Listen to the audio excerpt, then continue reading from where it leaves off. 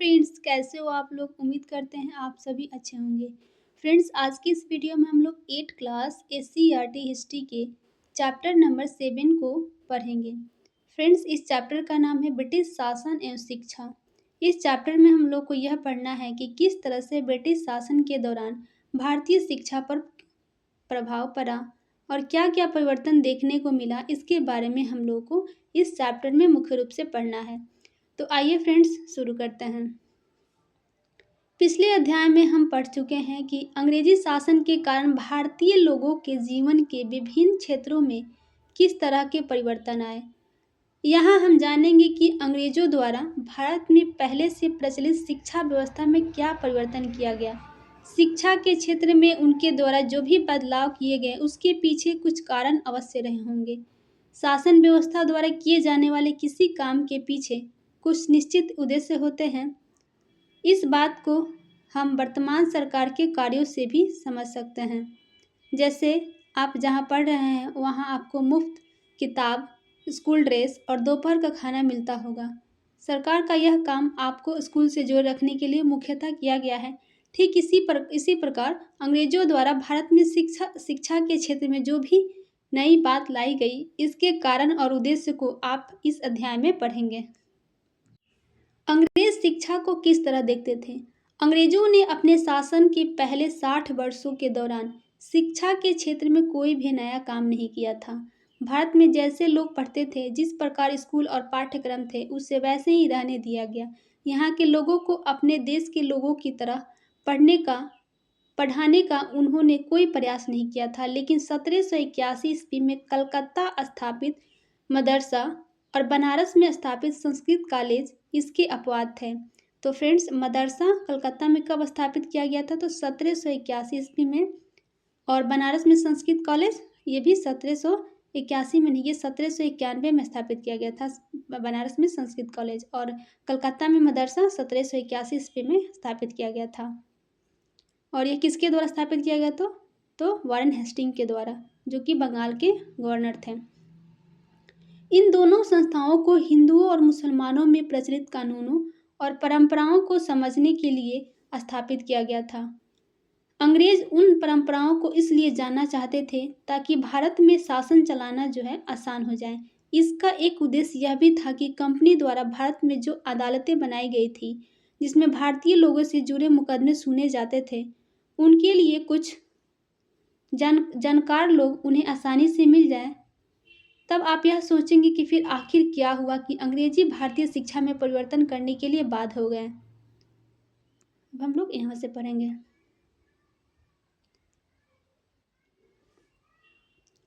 मदरसा सीखने का स्थान, जिसे अरबी भाषा में मदरसा कहा जाता है। यह स्कूल कॉलेज के समान एक संस्था हो सकती है जहाँ बच्चे पढ़ते हैं। असल में उस समय कई ऐसे अंग्रेज अधिकारी और कर्मचारी थे जो भारतीय साहित्य, धर्म, दर्शन और संस्कृति को पूरी तरह जानना चाहते थे। इसके पीछे उनकी इस क्षेत्र में रुचि महत्वपूर्ण थी, ना कि शासन का उद्देश्य। इन लोगों में विलियम जोन्स जो थे काफ़ी प्रमुख थे। इस तरह के लोग जब से भारत आए थे तभी से यहाँ प्रचलित भाषाओं को सीख रहे थे, जिनमें फारसी और संस्कृत प्रमुख भाषा थी। वे जानते थे कि इन्हीं दो भाषाओं में अधिकांश पुस्तकें लिखी गई है, जिसमें भारत की संस्कृति, सभ्यता और परंपरा की पूरी जानकारी है।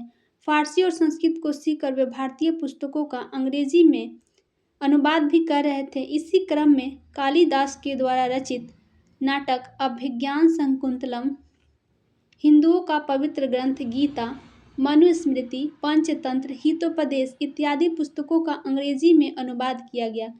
जोन्स साहब ने अपने इस काम को व्यवस्थित करने के लिए कलकत्ता में 1784 ईस्वी में एशियाटिक सोसाइटी ऑफ बंगाल नामक संस्था को स्थापित किया गया। और ये कॉम्पिटिटिव एग्जाम में कई बार क्वेश्चन पूछा गया है कि कलकत्ता में एशियाटिक सोसाइटी की स्थापना कब और किसके द्वारा की गई थी। तो फ्रेंड्स, आप लोग इसे ध्यान में रखेंगे। इस संस्था से समय समय पर एक पत्रिका निकाली जाती थी, जिसमें प्राचीन भारतीय परंपराओं और अच्छाइयों की चर्चा होती थी।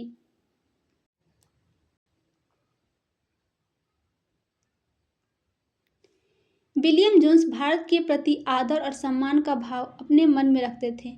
वे मानते थे कि प्राचीन काल में भारत अपने वैभव के शिखर पर था। अगर भारत की श्रेष्ठता को जानना है तो उस समय लिखे जाने वाले महान भारतीय ग्रंथों जैसे वेद, उपनिषद, स्मृति, धर्मसूत्र को पढ़ना जरूरी है। उनका मानना था कि अगर भारत में एक बेहतर अंग्रेजी शासन कायम करना है तो इन ग्रंथों को पढ़ना और जानना समझना आवश्यक होगा। विलियम जोन्स के इस विचार ने उस समय सारे अंग्रेजों को जो भारत में कार्यरत थे भारतीय अतीत को जानने के लिए प्रेरित किया। भारत में जोन्स की तरह विचार रखने वाले अंग्रेजों की एक बड़ी संख्या हो गई और जो भारतीय ज्ञान विज्ञान को बढ़ावा देने की मांग अंग्रेजी सरकार से करने लगी। इसी तरह के विचार और प्रयासों ने अंग्रेजी सरकार पर शिक्षा के क्षेत्र में कुछ काम करने के लिए दबाव बनाया। इसी के तहत 1813 में ब्रिटिश संसद में बनने वाले एक कानून को आप देख सकते हैं। इस कानून में यह कहा गया था कि अंग्रेजी सरकार के प्रति वर्ष 1 लाख रुपया भारत में शिक्षा के क्षेत्र में खर्च करेगी। इस कानून के लिए एक महत्वपूर्ण कारक यह भी था कि इस समय भारत में अंग्रेजी शासन का क्षेत्र काफी फैल चुका था। बड़े क्षेत्र पर शासन संचालन के लिए कर्मचारियों की एक बड़ी संख्या की आवश्यकता थी। इतने लोग इंग्लैंड से नहीं आ सकते थे। सरकार को भारत में ही कर्मचारियों को तैयार करना था, अतः शासन के लायक काम के लिए उन्हें शिक्षित करना आवश्यक था। यह भारत में अभी तक प्रचलित शिक्षा से पूरी नहीं हो सक पाता। इस बात ने भी शिक्षा के क्षेत्र में कुछ नया करने को अंग्रेजी सरकार को बाध्य किया। भारत में प्रचलित शिक्षा क्यों अंग्रेजों के लिए शासन कार्य हेतु उपयोगी नहीं था, इसे हम लोग इसी पाठ में जानेंगे।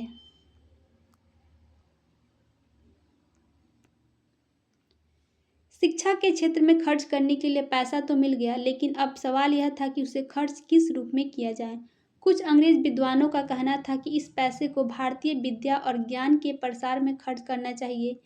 इन लोगों पर जोन्स महोदय का प्रभाव था। यह वर्ग कहता था कि भारतीयों को उनकी भाषा में ही पढ़ाया जाए, इससे कर्मचारियों की आपूर्ति भी हो जाएगी, साथ ही भारत की परंपरा को भी जानने में सहायता मिलेगी। ये दोनों बात भारत में अंग्रेजी शासन को मजबूत और अस्थायी बनाएंगी। इसके विपरीत अंग्रेजों का एक बड़ा वर्ग था, इस बात की आलोचना कर रहा था कि इन लोगों का कहना था कि भारतीय शास्त्र अवैज्ञानिक और गलत सूचनाओं से भरे हुए हैं, इसलिए इतना पैसा इस पुरातन भारतीय शिक्षा पर खर्च करना मूर्खता होगी। इस मत के प्रमुख विचारक जेम्स मिल और लॉर्ड मैकाले थे। इन लोगों का मानना था कि भारतीयों को व्यवहारिक जीवन की शिक्षा देनी चाहिए। उन्हें बताना आवश्यक है कि इंग्लैंड एवं अन्य यूरोपीय देश किस प्रकार वैज्ञानिक एवं तकनीकी सफलता हासिल कर सकें। इस विवाद में खास बात यह एक उभर कर आई कि उस समय के कुछ जागरूक भारतीयों, जिनमें राजा राम मोहन राय प्रमुख थे, ने भी इंग्लैंड में प्रचलित शिक्षा का ही भारत में प्रसार करने की वकालत की। इन भारतीयों का भी मानना था कि भारत की प्रगति इसी शिक्षा के माध्यम से संभव है। राजा राम मोहन राय लगातार इस मत का प्रचार करते रहे। विवाद में मैकाले ने अपना पक्ष अर्थात वैज्ञानिक एवं तकनीकी शिक्षा का प्रसार काफी मजबूती से रखा। इस शिक्षा के लिए भाषा के रूप में अंग्रेजी को प्रमुख बताया गया। वह कहते थे कि अंग्रेजी भाषा पढ़ने से भारतीयों को दुनिया की श्रेष्ठ जानकारी मिल पाएगी। मैकाले के मत को ही अंततः अंग्रेजी सरकार ने मान लिया। 1835 ईस्वी में इसी के आधार पर एक अधिनियम पारित किया गया। इसे आधुनिक शिक्षा अधिनियम के नाम से जाना गया। तो फ्रेंड्स, अगर क्वेश्चन पूछा जाए कि आधुनिक शिक्षा अधिनियम कब आया था, तो 1835 ईस्वी के लॉर्ड मैकाले के मिनट के आधार पर। इस अधिनियम में यह व्यवस्था की गई कि अंग्रेजी उच्च शिक्षा का माध्यम होगा तथा भारतीय भाषाओं और उनमें दी जाने वाली शिक्षा को प्रोत्साहित नहीं किया जाएगा। स्कूली स्तर की शिक्षा के स्वरूप को पहले वाले के रूप में ही छोड़ दिया गया। फिर भी स्कूली पाठ्य पुस्तकों को भी अंग्रेजी में छपाई होने लगी। इस तरह भारत में पहली बार लोगों के लिए एक नई शिक्षा व्यवस्था की शुरुआत हुई। व्यवसाय के लिए शिक्षा। इस शिक्षा नीति में 1854 में एक बड़ा बदलाव किया गया। अब यह तो तय हो ही चुका था कि इस क्षेत्र में सभी प्रयास आधुनिक शिक्षा के विकास के लिए होगा। 1854 ईस्वी में इसे ही और मजबूत एवं व्यवस्थित बनाया गया। इस वर्ष इंग्लैंड से अंग्रेजी प्रशासकों द्वारा ईस्ट इंडिया कंपनी सरकार के नाम शिक्षा से संबंधित एक नीति संबंधी पत्र भेजा गया। इस नीति पत्र में वुड डिस्पैच भारत में लागू होने वाली संपूर्ण शिक्षा नीति की रूपरेखा थी। इसका एक बड़ा उद्देश्य था आधुनिक शिक्षा के माध्यम से भारतीय लोगों के मानस को बदलना, ताकि उनकी जीवन शैली यूरोपीय हो जाए। आज भी शिक्षा को ही व्यक्ति के मानस को निर्मित करने वाला बड़ा आधार माना जाता है। शायद अंग्रेजों को ऐसा लगता हुआ कि उनकी शैली को अगर भारतीयों अपना लें तो यहाँ उनका शासन अस्थायी बना रहेगा। 1854 ईस्वी के नीति का महत्व। इसी से भारत में आधुनिक शिक्षा के ढांचे का निर्माण हुआ। प्राथमिक से लेकर उच्च शिक्षा तक के लिए एक नियम बनाया गया। शिक्षा संबंधी सभी मामलों पर सरकार का नियंत्रण हो गया। प्राथमिक शिक्षा की भाषा भारतीय रही, जबकि उच्च शिक्षा का माध्यम अंग्रेजी को बनाया गया। उच्च शिक्षा को नियमित करने के लिए विश्वविद्यालयों की स्थापना किया गया तथा 1857 ईस्वी में 3 विश्वविद्यालय बनाए गए। उनका नाम था कलकत्ता विश्वविद्यालय, मुंबई विश्वविद्यालय और मद्रास विश्वविद्यालय। इसकी स्थापना कब की गई थी फ्रेंड्स? तो 1857 ईस्वी में। जिला स्तर पर हाई स्कूल सरकारी प्रयासों से शुरू किए गए। निजी स्तर पर भी विद्यालयों की स्थापना और संचालन की अनुमति मिली। कुल मिलाकर आज जिस तरह की शिक्षा का स्वरूप आप देख रहे हैं वह सभी इसी नीति पत्र का ही देन है। जिस प्रकार के पाठ्यक्रम एवं पढ़ाई का तौर तरीका आज आप देख रहे हैं वह 1854 के बाद से ही अस्तित्व में है। सभी पाठशालाओं का क्या हुआ? अब हम लोग जानेंगे कि भारत में जो प्राचीन पाठशालाएं थी उनका अंग्रेजों के शासनकाल में क्या हुआ। कि आपको कुछ अंदाजा है कि अंग्रेजों से पहले यहाँ के बच्चे को किस तरह पढ़ाया जाता था? क्या आपने कभी सोचा है कि उस समय बच्चे स्कूल जाते भी थे या नहीं? अगर स्कूल थे तो ब्रिटिश शासन के तहत उनका क्या हुआ, इसके बारे में अब हम लोग पढ़ेंगे। विलियम एडम की रिपोर्ट। 1830 के दशक में स्कॉटलैंड से आए ईसाई प्रचारक विलियम एडम ने बंगाल और बिहार के जिलों का दौरा किया। कंपनी ने उन्हें देसी स्कूलों में शिक्षा की प्रगति पर रिपोर्ट तैयार करने का जिम्मा सौंपा था। एडम की रिपोर्ट दिलचस्प थी। एडम ने पाया कि बंगाल और बिहार में 1 लाख से ज़्यादा पाठशालाएं थीं। ये बहुत छोटे छोटे केंद्र थे जिनमें आमतौर पर 20 से ज़्यादा विद्यार्थी नहीं थे। फिर भी इन पाठशालाओं में पढ़ने वाले बच्चों की कुल संख्या काफ़ी बड़ी यानी 20 लाख से ज़्यादा थी। ये पाठशालाएं संपन्न लोगों या स्थानीय समुदाय द्वारा चलाई जा रही थी। कई पाठशालाएं स्वयं गुरु द्वारा ही प्रारंभ की गई थी।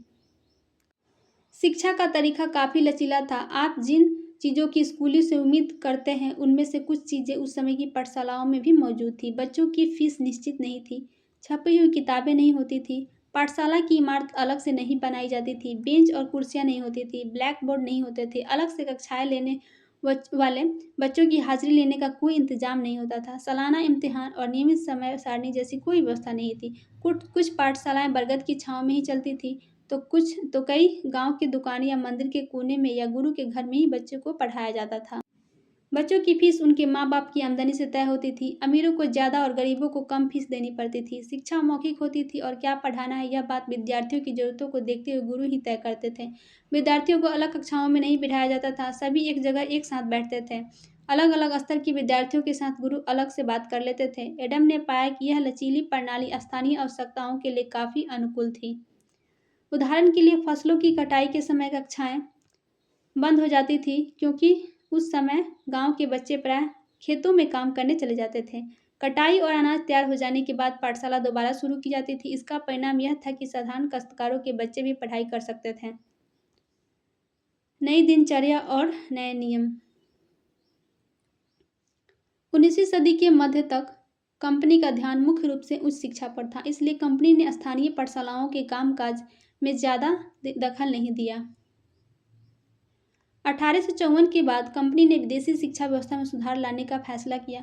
कंपनी का मानना था कि इसके लिए मौजूदा व्यवस्था के भीतर ही बदलाव किए जा सकते हैं। कंपनी एक नई दिनचर्या, नए नियम और नियमित कक्षाओं निरीक्षणों के जरिए पाठशालाओं को और व्यवस्थित करना चाहती थी। इसके लिए क्या किया जा सकता था? कंपनी ने क्या कदम उठाए? सबसे पहले तो कंपनी ने बहुत सारे पंडितों को सरकारी नौकरी पर रख लिया। इनमें से प्रत्येक पंडित को 4-5 स्कूलों को देखरेख का जिम्मा सौंपा जाता था। पंडितों का काम पाठशालाओं का दौरा करना और अध्यापन की स्थितियों में सुधार लाना था। प्रत्येक गुरु को निर्देश दिया गया कि समय समय पर अपने स्कूल के बारे में रिपोर्ट भेजें और कक्षाओं को नियमित समय सारणी के अनुसार पढ़ाएं। अब अध्ययन पाठ्यपुस्तकों पर आधारित होगा और विद्यार्थियों की प्रगति को मापने के लिए वार्षिक परीक्षाओं की रूपरेखा तैयार की जाने लगी। विद्यार्थियों से कहा गया कि वे नियमित रूप से शुल्क दें, नियमित रूप से कक्षा में आए, तय सीट पर बैठें और अनुशासन का पालन करें। नए नियमों पर चलने वाली पाठशालाओं को सरकारी अनुदान मिलने लगे। जो पाठशालाएं नई व्यवस्था के भीतर काम करने को तैयार नहीं थी, उन्हें कोई सरकारी सहायता नहीं दी जाती थी। जिन गुरुओं ने सरकारी निर्देशों का पालन करने की बजाय अपनी स्वतंत्रता बनाए रखी, वे सरकारी सहायता प्राप्त और नियमों से चलने वाली पाठशालाओं के सामने कमजोर पड़ने लगे। इन नए नियमों और दिनचर्या का एक और नतीजा यह भी हुआ, पहले वाली व्यवस्था में गरीब किसान के बच्चे ही पाठशालाओं में जा सकते थे, क्योंकि पाठशालाओं की समय सारणी काफ़ी लचीली होती थी। नई व्यवस्था के अनुशासन की मांग थी कि बच्चे नियमित रूप से स्कूल आएं।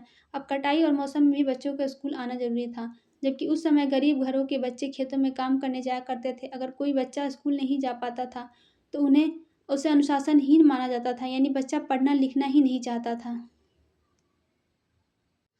राष्ट्रीय शिक्षा की कार्यसूची। केवल अंग्रेज अफसर ही भारत में शिक्षा के बारे में नहीं सोच रहे थे। 19वीं सदी के शुरुआत से ही भारत के विभिन्न भागों के बहुत सारे विचारक शिक्षा के व्यापक प्रसार की जरूरत पर जोर देने लगे थे। यूरोप में आ रहे बदलाव से प्रभावित कुछ भारतीयों का मानना था कि पश्चिमी शिक्षा भारत का आधुनिकीकरण कर सकती थी। उन्होंने अंग्रेजों से आह्वान किया कि वे नए स्कूल, कॉलेज और विश्वविद्यालय खोलें तथा शिक्षा पर ज़्यादा से ज़्यादा पैसा खर्च करें। अब हम लोग यहाँ पर गांधी जी के विचार के बारे में पढ़ेंगे। अंग्रेजी शिक्षा ने हमें गुलाम बना दिया। महात्मा गांधी का कहना था कि औपनिवेशिक शिक्षा ने भारतीयों के मस्तिष्क में हीनता का बोध पैदा कर दिया है। इसके प्रभाव में आकर यहाँ के लोग पश्चिमी सभ्यता को श्रेष्ठकर मानने लगे और अपनी संस्कृति के प्रति उनका गौरव भाव नष्ट हो गया। महात्मा गांधी ने कहा कि इस शिक्षा में विष भरा है, यह पापपूर्ण है, इसने भारतीयों को दास बना दिया है, इसने लोगों पर दुष्प्रभाव डाला है। उनके मुताबिक पश्चिम से आने वाली हर चीज़ की प्रशंसा करने वाले इन संस्थाओं में पढ़ने वाले भारतीय ब्रिटिश शासन को पसंद करने लगे थे। महात्मा गांधी एक ऐसी शिक्षा के पक्षधर थे जो भारतीयों के भीतर प्रतिष्ठा और स्वाभिमान का भाव पुनर्जीवित करे। राष्ट्रीय आंदोलन के दौरान उन्होंने विद्यार्थियों से आह्वान किया कि वे शिक्षा संस्थानों को छोड़ दें और अंग्रेजों को बताएं कि अब वे गुलाम बने रहने के लिए तैयार नहीं हैं। महात्मा गांधी की दृढ़ मान्यता थी कि शिक्षा केवल भारतीय भाषाओं में ही दी जानी चाहिए। उनके मुताबिक अंग्रेजी में दी जा रही शिक्षा भारतीयों को अपाहिज बना देती है। उसने उन्हें अपने सामाजिक परिवेश से काट दिया है और उन्हें अपनी ही भूमि पर अजनबी बना दिया है। उनकी राय में विदेशी भाषा बोलने वाले, स्थानीय संस्कृति से घृणा करने वाले अंग्रेजी शिक्षित भारतीय अपनी जनता से जुड़ने के तौर तरीके भूल चुके थे। महात्मा गांधी का कहना था कि पश्चिमी शिक्षा मौखिक ज्ञान के बजाय केवल पढ़ने और लिखने पर केंद्रित है। उसमें पाठ्य पुस्तकों पर ज़्यादा जोर दिया जाता है, लेकिन जीवन के अनुभवों और व्यवहारिक ज्ञान की उपेक्षा की जाती है।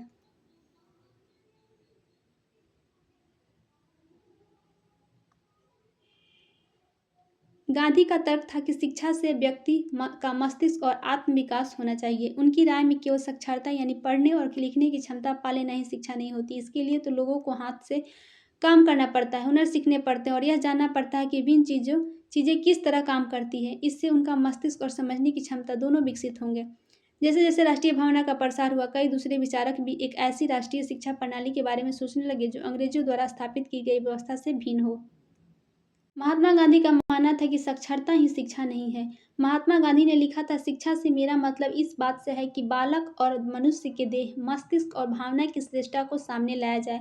साक्षरता न तो शिक्षा का अंत है और न ही इसकी शुरुआत। यह तो केवल एक साधन है जिसके जरिए पुरुषों और महिलाओं को शिक्षा दी जा सकती है।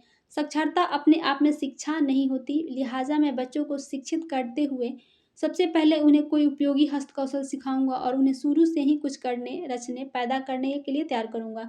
मेरा मानना है कि दिमाग और आत्मा का सर्वोच्च विकास इस तरह की शिक्षा में ही संभव है। प्रत्येक कौशल आज की तरह केवल यांत्रिक ढंग से ही नहीं बल्कि वैज्ञानिक ढंग से पढ़ाया जाना चाहिए, यानी बच्चे को प्रत्येक प्रक्रिया के क्यों और किस लिए का पता होना चाहिए। टैगोर का शांति निकेतन। आप में से बहुत लोगों ने शांति निकेतन के बारे में अवश्य सुना होगा।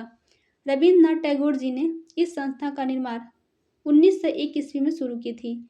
टैगोर जब बच्चे थे तो स्कूल जाने से बहुत चिढ़ते थे। वहाँ उनका दम घुटता था, उन्हें स्कूल का माहौल दमनकारी लगता था। टैगोर को ऐसा लगता था मानो स्कूल कोई जेल हो, क्योंकि वहाँ बच्चे मनचाहा कभी नहीं कर पाते थे। जब दूसरे बच्चे शिक्षक को सुन रहे होते, टैगोर का दिमाग कहीं और भटक रहा होता था। कलकत्ता के अपने स्कूल जीवन के अनुभवों के ने शिक्षा के बारे में टैगोर के विचारों को काफ़ी प्रभावित किया। जब वे बड़े हुए तो उन्होंने एक ऐसा स्कूल खोलने के बारे में सोचा, जहाँ बच्चे खुश रह सके, जहाँ वे मुक्त और रचनाशील हो, जहाँ वे अपने विचारों और आकांक्षाओं को समझ सके। टैगोर को लगता था कि बचपन का समय अपने आप सीखने का समय होना चाहिए। वो अंग्रेजों द्वारा स्थापित की गई शिक्षा व्यवस्था के कड़े और बंधनकारी अनुशासन से उसे मुक्त करना चाहते थे। शिक्षा कल्पनाशील हो, बच्चों को समझते हो और उनके अंदर उत्सुकता जानने की चाह विकसित करने में मदद दे। टैगोर के मुताबिक वर्तमान स्कूल बच्चों की रचनाशीलता, कल्पनाशील होने के उसके स्वाभाविक गुण को मार देती है। टैगोर का मानना था कि सृजनात्मक शिक्षा को केवल प्राकृतिक परिवेश में ही प्रोत्साहित किया जा सकता है। इसलिए उन्होंने 100 किलोमीटर दूर एक ग्रामीण परिवेश में स्कूल खोलने का फैसला लिया। उन्हें यह जगह निर्मल शांति से भरी शांति निकेतन दिखाई दी, जहाँ प्रकृति के साथ जीते हुए बच्चे अपने स्वाभाविक सृजनात्मक मेधा को और विकसित कर सकते थे। बहुत सारे मामले में टैगोर और महात्मा गांधी शिक्षा के बारे में कमोबेश एक जैसी राय रखते थे, लेकिन दोनों के बीच फर्क भी था। गांधी जी पश्चिमी शिक्षा, सभ्यता और मशीनों और प्रौद्योगिकी की उपासना के कट्टर आलोचक थे, जबकि टैगोर आधुनिक पश्चिमी सभ्यता और भारतीय परंपरा के श्रेष्ठ तत्वों का सम्मिश्रण चाहते थे। उन्होंने शांति निकेतन में कला, संगीत और नृत्य के साथ साथ विज्ञान और प्रौद्योगिकी की शिक्षा पर भी जोर दिया। इस प्रकार बहुत सारे लोग इस बारे में सोचने लगे थे कि एक राष्ट्रीय शिक्षा प्रणाली की रूपरेखा क्या होनी चाहिए। कुछ लोग अंग्रेजों द्वारा स्थापित की गई व्यवस्था में परिवर्तन चाहते थे। उनका मानना था कि इस व्यवस्था को इस तरह फैलाया जाए कि उसमें ज़्यादा से ज़्यादा लोगों को पढ़ने के मौके मिले। इसके विपरीत बहुत सारे लोग ऐसे भी थे जो एक वैकल्पिक व्यवस्था चाहते थे, ताकि लोगों को सच्चे अर्थों में राष्ट्रीय संस्कृति की शिक्षा दी जा सके। कौन तय करे कि सच्चे अर्थों में राष्ट्रीयता क्या है? इस राष्ट्रीय शिक्षा की बहस स्वतंत्रता के बाद भी जारी रही। आधुनिक शिक्षा और बिहार। अभी तक इस पाठ में हमने जिन जिन बातों को जाना, उसका सीधा प्रभाव बिहार पर भी हुआ। शिक्षा के क्षेत्र में अंग्रेजों द्वारा किए गए सारे प्रयास सबसे पहले बंगाल में हुए।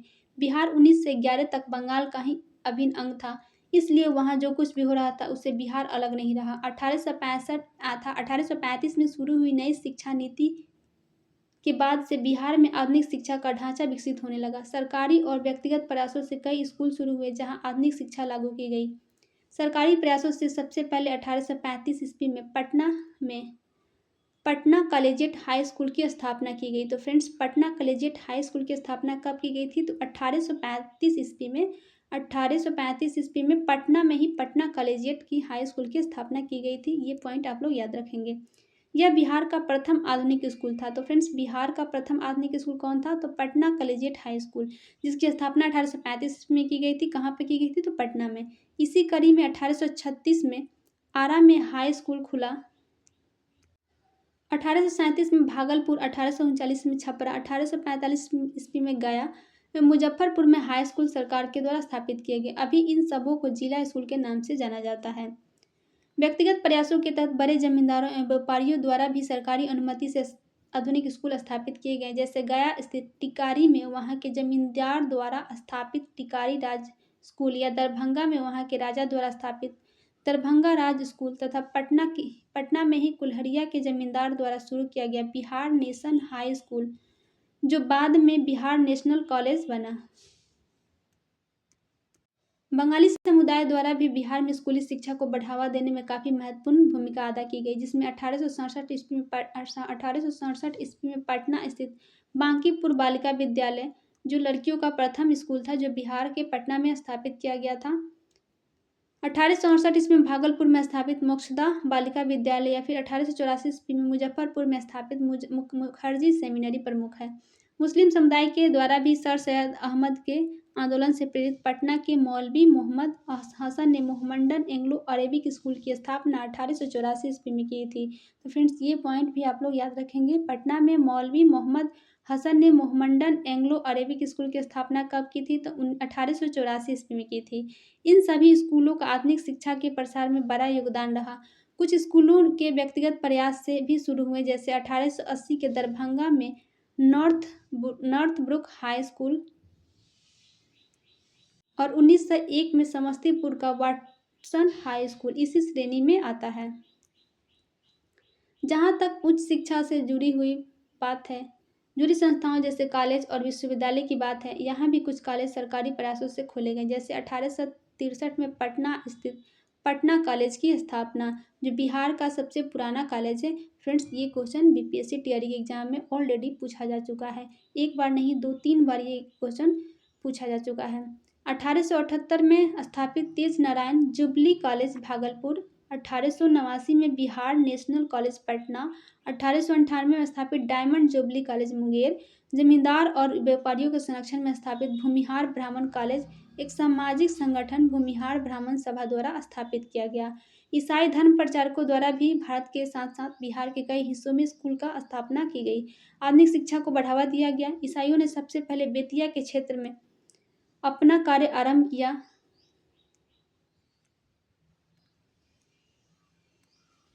उसके बाद पटना और दानापुर तथा अन्य क्षेत्रों में पहुंचे। उनके द्वारा स्थापित पटना स्थित संत जोसेफ कॉन्वेंट स्कूल 1853 एवं संत माइकल स्कूल 1854 आज भी बिहार के गिने चुने अच्छे स्कूलों में आते हैं। इन स्कूलों का आधुनिक शिक्षा के प्रसार में काफी बड़ा योगदान रहा। लंगट सिंह कॉलेज बिहार के 5वें एवं उत्तर बिहार के प्रथम कॉलेज के रूप में 1899 ईस्वी में स्थापित इस कॉलेज का बिहार के आधुनिक शिक्षा के प्रसार में काफी बड़ा योगदान है। कॉलेज की स्थापना इसी वर्ष मुजफ्फरपुर शहर में आयोजित भूमिहार ब्राह्मण कॉलेज में पारित प्रस्तावों के बाद हुआ। कॉलेज की स्थापना से लेकर इसके विकास तक में लंगट सिंह की भूमिका महत्वपूर्ण रही। उन्होंने अपने जीवन भर की कमाई इस कॉलेज को दान कर दी।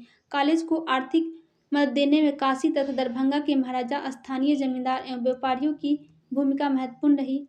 स्थापना वर्ष में यह इंटर तक ही मान्य था। 1900 में इसे बीए स्नातक तक की मान्यता मिली। आरंभ में 5 विषय गणित, संस्कृत, अंग्रेजी, अरबी और फारसी की पढ़ाई होती थी। शुरू के 5 साल शिक्षक और 72 छात्र ही थे। इस कॉलेज में कुछ दिनों तक डॉक्टर राजेंद्र प्रसाद ने भी इतिहास विषय के अध्यापक के रूप में अपना योगदान दिया।